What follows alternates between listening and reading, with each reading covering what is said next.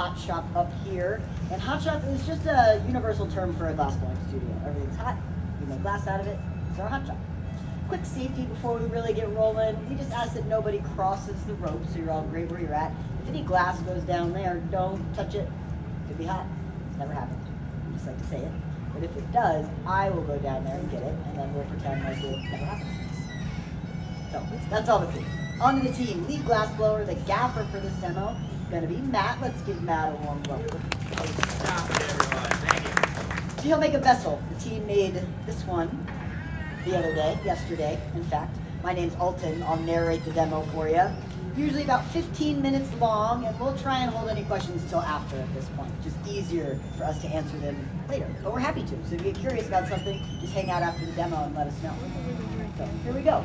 Matt has a blowpipe, which is a hollow steel tube, and he's going to gather some clear molten glass out of the bottom of our furnace here. So in the bottom of the furnace is a crucible, which is just a ceramic bowl about this big. Holds 60 pounds of molten glass. This is a very small furnace. Chihuly has 1,000 pounds of glass in the bottom of his giant furnace. So Matt dips the pipe in the puddle of glass, turns, it gathers like honey on a dipper, and it will move like honey at this temperature. It's a little over 2,000 degrees Fahrenheit right now, which is 1,200 Celsius. We're going to start to shape it up, rolling across a steel top table called the marver. We've got another one over here too. Little steel slabs to help shape and cool the glass. We need to cool it down to control how it expands. So he's preparing to initiate his bubble. In a second, Matt's gonna put air in the pipe. He's gonna cap the pipe with his finger. The trapped air gets hot and expands to make the bubble. So it's gonna be auto-inflating. And sometimes it happens really quite fast. So go ahead and watch the glass so you don't miss it. We only do it once per piece. You can't do it again. Air in the pipe. It's gonna get hot, and there it goes. Just like that, I know. Now we got a bubble. We are professional bubble blowers. It is true. So we could make something out of this bubble, but it would be kind of small. I made this cup top with about that much glass. This is not a complete piece. It will eventually have a stem and a foot and the goblet. But all that to say, that bubble could expand about this big before it starts to get too thin. If it gets too thin, it's going to collapse or crack. We do want to make something bigger for you all today, so Matt needs more material. He's shaping up his bubble a little bit, but he's mostly letting it cool down. We're going to let that stiffen and solidify, and once it's ready, he'll dip back in the furnace and gather more glass. So we build it up layer by layer, gather by gather. You can't just scoop out a giant ball at a time. So we're probably just going to take 2 gathers. This is our cold bubble. He's lighting it on fire. This is about 1,000 degrees Fahrenheit. That's cold to us. If I say something's cold while Matt is making it, it just means it's not moving. Right? We don't get to touch it until tomorrow when it's finally cooled off to room temperature. Sounds cold. Looks cold, right? Not glowing, not moving. So we're ready to go. If you try to gather molten glass out of the furnace and your bubble is still too hot or soft, then it's going to twist and collapse. So then it's time to start over because you can't make a symmetrical piece with a squished up bubble. It doesn't work that way. We need to affect everything evenly, constantly. Or if you try to gather way too hot, your bubble is just going to melt back off into the furnace. So 2 gathers is all we're going to take today. The Macchia force, which is the last gallery, big open forms on pedestals, those are 6 gathers. Bigger furnace, bigger blowpipe. If you put a Macchia off the end of Matt's pipe, it would bend the pipe. Everything's bigger to make bigger glass.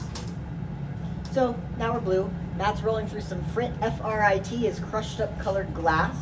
So it might kind of look like sprinkles. They're little glass sprinkles. You don't want to eat them. And you can just simply roll your hot gather across the frit and it sticks to the surface. And then when Matt's ready, he'll come back over to the fire and melt it all in. Continue to reheat the glass. So we've got a nice deep blue and a lighter blue. We can go to the store and buy over 400 colors. And they will come in different sizes. So this can come fine, like a powder like flour, bigger like sand, bigger like gravel, up in size. And then we can also just buy it as a bar. We're not going to use the bar today, but if we did, it would give us a really even look throughout the entire piece. The frit, even if you just picked one color, even if it was powder, the finest form that we can buy it, you're still going to see little speckles and modeling on the surface of the piece. So this is for an even tonality. Glass blowers, we don't make our color. Like I said, we just go to the store and we buy it, like a painter goes to the store and buys paint. Layering this on as well. The light blue is a little bit bigger size than the dark blue because it gives us bigger spots. Really direct translation of pattern onto a bubble. So glass is made of silica, potash, and limestone. That makes soda lime silicate glass. That is what we melt in a hot shop setting. It's always going to be a soda lime glass. So if you mine the earth for silica, potash, and limestone, crush all that into a powder, throw it into a furnace, it will melt into clear glass. If you want to make a color, then you melt a metal oxide with the recipe. So this is like a cobalt blue. This blue has probably some copper in it. Copper can make red and green. What else makes green? Tin, chromium, and iron make green. Selenium makes yellow and amber tones. Purple is manganese. Pink is gold. So pink's a really expensive color in glass because it's made with gold. The chandelier in the walkway there, gold ruby, really gorgeous color. That's our most expensive color. So Matt's going to use a block, just a wet wooden spoon. We've got them soaking back here in these water buckets, unless we're using them, turning the glass through there, shaping it up, cooling the surface. Once again, we need to cool it off to control how it expands. So we almost never come out of the fire and just start blowing right away. We need to cool the surface, or the bubble's going to blow out all willy-nilly. We want to force it into a specific direction. A little more heat. Absolutely. So Matt's going to come over to the marber, steel top table, and he's going to use this to isolate some heat. So when we touch the glass to the metal, it rapidly cools the glass. And when you blow, it blows up where it's hotter and softer. So this base is on the pipe like this right now. So Matt's cooling off the bottom. We're going to make it thicker on the bottom by cooling it. So when he blows, the area attached to the blowpipe will get thinner. The lip will thin that area out first. So we do the same set of moves for almost every vessel we make. You might have another gather, you might have 4 more gathers, but we would certainly marber the tip of the bubble to make sure that it doesn't get too thin on the bottom. There's a specific set of moves to achieve every shape.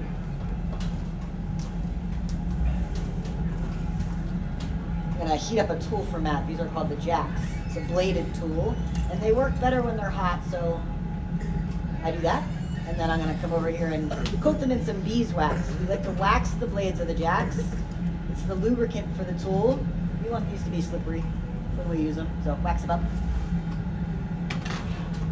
And then I'll be over here ready to blow. This teamwork makes the dream work, which is very cheesy, but it's true. The bigger you want to work, more complex, more efficient, the more people you add. You can make a lot with 2 people. Go ahead. Blow it. I've got this little hand pump I'm using to inflate the bubble for Matt. I could lean down and blow in the pipe, but this is nice for demos because I can talk and blow at the same time, right? So right now he's got a pair of jacks that I showed you. He's squeezing in a constriction. It's called the jack line. Jacks make the jack line. That's how we take it off the pipe. So you got to set up a score mark or a break point. That will be the opening of this vessel once we're done. And now I can tell you that Matt is definitely not making a bowl. He's making a vase. A vase. He was also using this little flexible shaping pad. This one's just a newspaper. This is the Seattle Times, folded up and soaked in water. This one's kind of on its last leg, but it's just a newspaper. Really nice tool. We don't feel any heat through it. It's totally safe. Beginner glass blowers are often afraid of this tool, which I think is cute. Tell them to use it, and they're like, no, I don't trust that at all. No. This tool that I'm using is new, this inflator. This showed up around the world in 2020 because of COVID. Right? We couldn't blow on the pipes anymore, so they invented this. We really didn't have it before then. Lightly. Blowing lightly. So regardless of where the air is coming from, this little tool or your body, you don't have to blow very hard, generally speaking. When the glass is hot, it is incredibly soft. So we start off blowing almost like you're blowing up a soap bubble with a bubble wand. But then the glass is getting colder, it's becoming more rigid. Then we'll add more air, pressure. but don't need strong lungs. I'd say as long as you're alive and breathing, you've got plenty of pressure to blow up a glass bubble. Matt is letting me know it's time for the foot, so he's just gonna flatten the bottom so it can sit on the table. We've got some dry wooden paddles out that he's gonna use, and then I'll just be here adding air, maybe just capping the pipe. Most of the time when we press with the foot, we cap the pipe because Matt more than likely won't want it expanding, but he also doesn't want it to collapse. So if you cap the pipe, there's pressure in the bubble, just something to push against. But who knows, I may have spoken too soon. He might want me to blow. We'll find out. Capping, pressing, and now we're about 50% done with the piece. But we're stuck to this blowpipe. How do we open the top? We're going to transfer it onto another pipe. Are you ready? I'm ready. All right, so I'm going to get a solid steel pipe. I'm going to get it hot. Once it's hot, I'll gather some glass out of the furnace. Only hot glass sticks to hot metal, as hot glass sticks to hot glass. So if your pipe's cold, you just can't gather. I'll get a little heat, I'll take a dip, I'll shape it into a dome. So it's the punty, P-U-N-T-Y, is the pipe we're going to transfer this onto. Flip it around 180 degrees.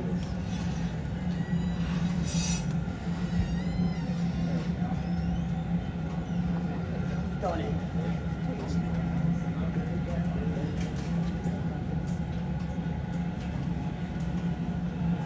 Now I got my little gather, and I'll shape it up. So if either one of us is too cold, this doesn't work. And you'll know it because the glass will just be on the floor, right? There's no hiding that. So if all goes well, I hope you all give Matt a big round of applause. And if it doesn't, same thing.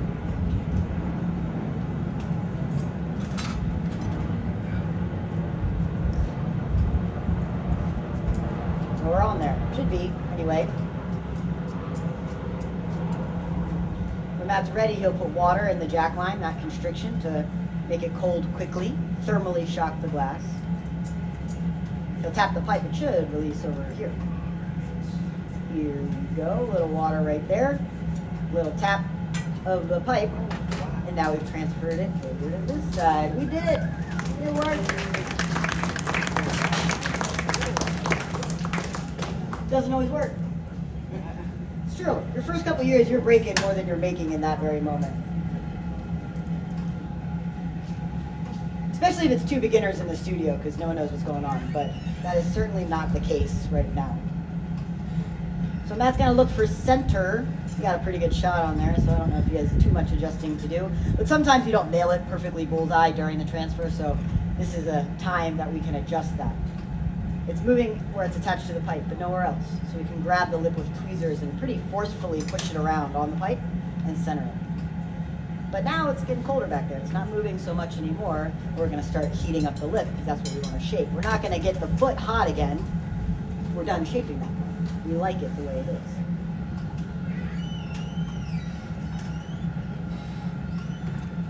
So, this is going to be a longer heat.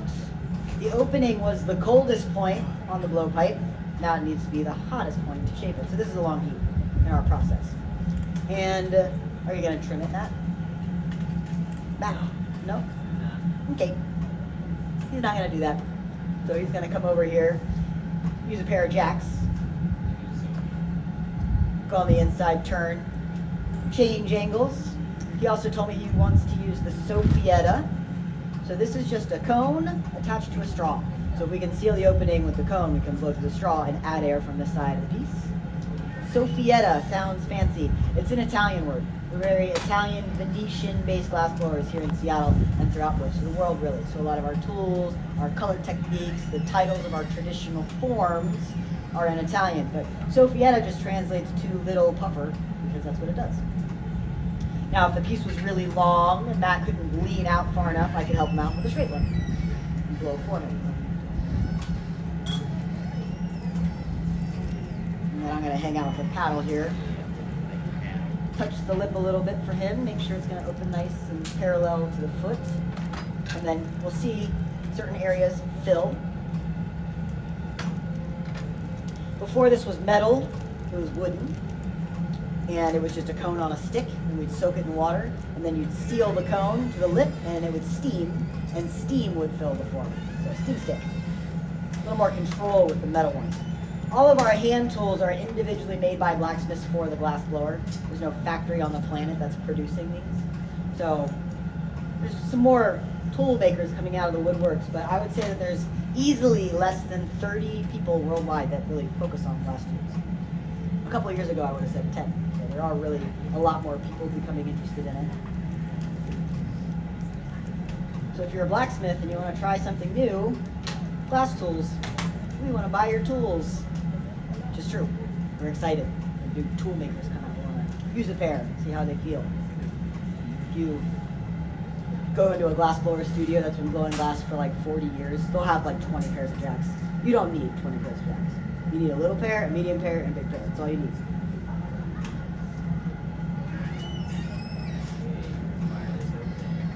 So we're going to fire it open is what he says. So jack blade's on the inside, as I was explaining earlier, turning, a little bit of upwards pressure. Right now I'm just shielding Matt's arm from the radiant heat coming up off the piece, and maybe giving this a little paddle as well. This is the proper paddle stance. So sorry that I'm blocking some of your all's view, but I need to help Matt out here. Beautiful, Matt. He's all done. What do y'all think? So we need to get that off of the pipe and into this annealing oven. If we just leave that out in the air, it cools off too quickly and it shatters. So in order to keep it, the annealer is at 950 Fahrenheit. Actually, this is at 977 Fahrenheit. It's about 540 Celsius. So this is a holding temperature. Any glass that we load in here, it's not going to melt or move or crack. So all day long as we're working, we load. It stays at that temperature. When we're done this afternoon, this evening, around 6 o'clock, we'll send this through its annealing cycle. All the glass will slowly cool over 14 hours. We can take it out tomorrow and it won't crack. So the annealing process relieves any residual thermal stress in the molecular structure of the glass. It's all science. It's all physics. We get to melt it and play with it. So now it's going to use water again. 1 drop, maybe 2 if necessary, making it really cold and weak in that specific spot. He will tap the pipe, and off it comes, just like that. So it can be a little sharp down there. Got your stamp right there, Matt. So we're going to torch it, fire polish that. We have a stamp. We are the community hot shop here at Chihuly Gardening Glass, so we got a CHS stamp. We are branded, and then into the box it goes with everything else we've made today. All right, let's give Matt one last round of applause. Thank you for